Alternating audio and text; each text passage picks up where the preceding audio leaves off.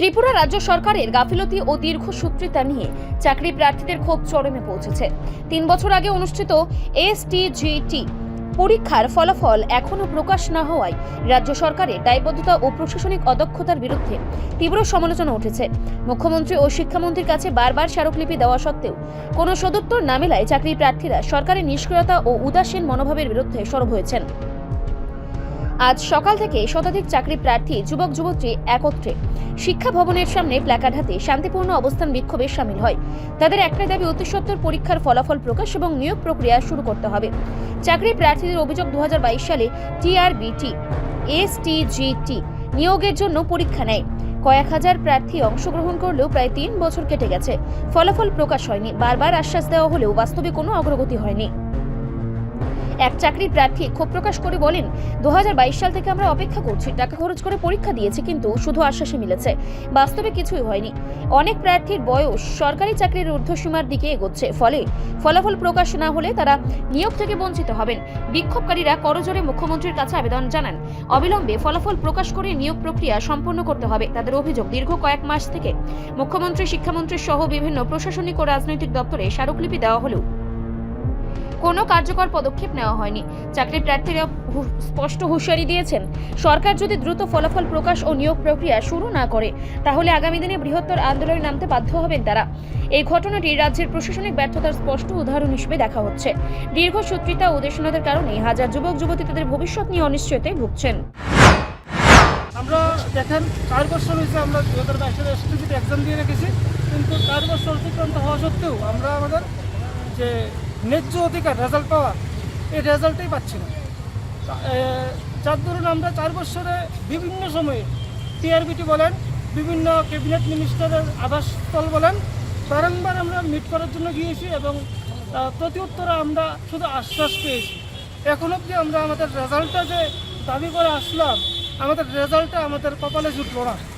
আজকে দেখলাম 2026-এ যে এসটিজিটি এক্সাম হয়েছে, সেখানে আমাদের 2022-এর যারা ক্যান্ডিডেট ছিল তারা বেশ অর্ধেক এক্সামটাতে বসতে পারেনি, কারণ বয়সের একটা তারতম্য ছিল, তারা বেশ অর্ধেক অ্যাভারেজ হয়ে গেছে। তা আমাদের কথা হলো, আজকে 4 বছর অতিক্রান্ত হলো, আমরা 4 বছরে বিভিন্নভাবে তাদেরকে কনভিন্স করার চেষ্টা করেছি কীভাবে আমাদের রেজাল্টটা দিয়ে আমাদের নিয়োগ প্রক্রিয়াটা সম্পূর্ণ করা যায়, কিন্তু আমাদের কথায় কেউ খণ্ডবাদ করলো না, বরং 2026 সালে নতুন করে এক্সাম নিল।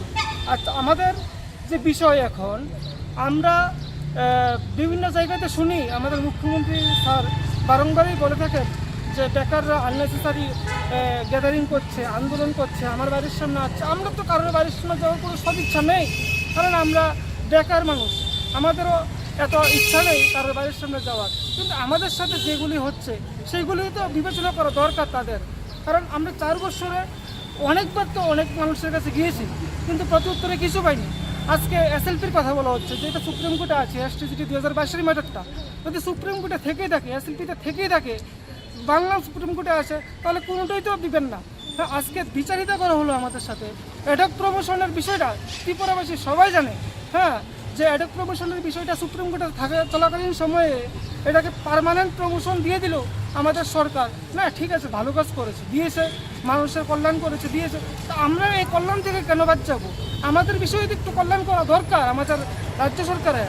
আমরা কেন এসএলপির নামধারী আমাদেরকে ট্যাগ দিয়ে আমাদের সাথে বিচারিতা করা হচ্ছে? আমরা কি এ রাজ্যের সন্তান না? আমরা কি এ রাজ্যের বাইরে? আইন কানুনটা কি ধারা 14 কি? ধারা 14-এর মধ্যে কি আমরা পড়ি না আইন সবার জন্য সমান? আর্টিকেল 14-এর মধ্যে কি আমরা পড়ি না? আমরা ক্যাবিনেট মিনিস্টারদেরকে বলতে চাই, আর্টিকেল 14-এর মধ্যে আমরা আছি কি না নাই? আমরা ডাইরেক্টর সাহেবকে বলতে চাই, আর্টিকেল 14-এর মধ্যে আমরা আছি কি নাই? আর্টিকেল 14 যারা বুঝে না, আর্টিকেল 14-কে নিয়ে যারা ছিনিমিনি খেলে, আমরা তাদেরকে প্রশ্ন করতে চাই, আমরা কি আর্টিকেল 14-এর মধ্যে নেই? বিচারিতা কেন হবে আমাদের সাথে? আজকে অ্যাডক প্রমোশনের তাদেরকে পার্মানেন্ট প্রমোশন করা হলো, আর আমরা আজকে দিশাহারা হয়ে ঘুরছি 4 বছর ধরে। এতটুকু বলার ছিল, আমাদের জন্য কিছু একটা করেন। আজকে কি দেখা করেছেন? এখনো কারোর সাথে আমাদের দেখা হয়নি। আগেও যে আপনারা দেখা করেছেন, কি বলেছে আপনি? শুধু আশ্বাস যে হবে, হচ্ছে। হ্যাঁ, বলেছে কি যে মামলা শেষটা হলে আমি নাম ধরে বলে দিতে পারবো। প্রতিষ্ঠিত সংবাদ মাধ্যমে আমাদের ফাইন্যান্স মিনিস্টার স্যার বলেছিল আমাদের কোনো ইচ্ছা নেই এসটিজিটি 2022-এর যারা পাস করেছে তাদেরকে একজনকে বাদ দেওয়ার। আমাদের কাছে অন ভিডিও আছে, প্রয়োজনে মিডিয়া বন্ধুদেরকে আমরা দিয়ে দিতে পারি বিষয়টা। আমরা সবাই তো এই আশে বুক পেতেছিলাম, কিন্তু আজকে আমাদের কপালে জুটলো শুধু শূন্যতা, আর কিছু নেই। আচ্ছা, এই 22-এর পরে যেন রিপোর্ট সংবাদ প্রতীক্ষা।